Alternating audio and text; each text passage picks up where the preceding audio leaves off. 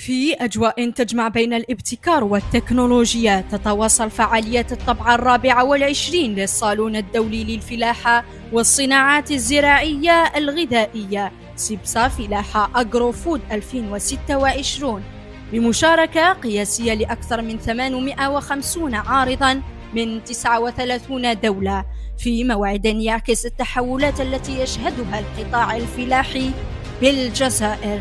طبعا 24 تاع سيبسا تاع الفلاحه باش نوصلوا المعلومه والمنتوج تاعنا تاع الصنع الجزائري للفلاح. احنا ركزنا اغلبيه على كشا قال السيد رئيس الجمهوريه على الدعم الفلاحي والمنتوج المحلي والوطني. ولأن الفلاحة الذكية أصبحت من أبرز رهانات المرحلة، شهد الصالون عروض حلول رقمية وتقنيات حديثة، من بينها الطائرات بدون طيار الموجهة لمراقبة المحاصيل وتسهيل تسيير المستثمرات الفلاحية. ليفكود هي مؤسسة تعمل على تصميم وتطوير برامج في الفلاحة، يعني دي سولوشن اغريتك.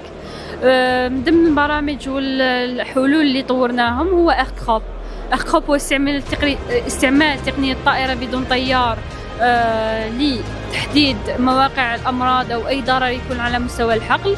وهذه التقنية متصلة ببرنامج فيه ذكاء اصطناعي ليحلل المعلومات الملتقطة ويعطي ان دياغنوستيك تشخيص للحقل تاع الفلاح. هذه التقنيه تم تصميمها هنا في الجزائر، يعني من جهه الطائره بدون طيار ومن جهه البرنامج، يعني المعلومات محفوظه هنا في دي سيرفر الجيريان.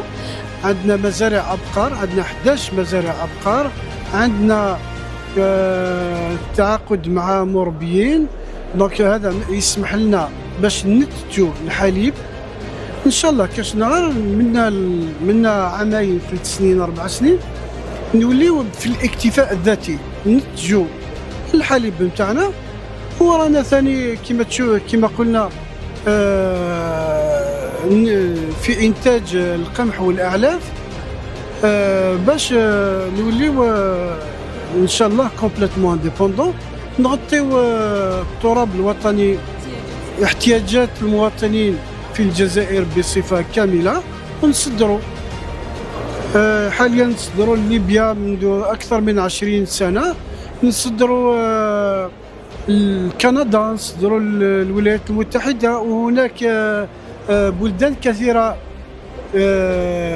يعني عندها رغبة باش تدي المنتوجات تاعنا.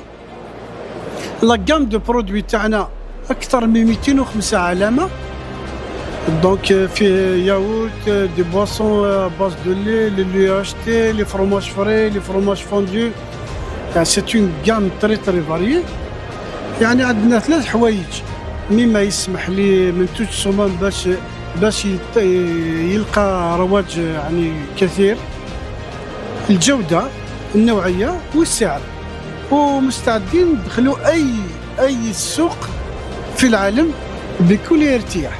من العتاد الفلاحي إلى التكنولوجيا الذكية، تؤكد الطبعة 24 لسيبسا فلاحة أجرو فود توجه القطاع نحو عصرنة الفلاحة وتبني حلول حديثة تستجيب لتحديات الإنتاج والتنمية.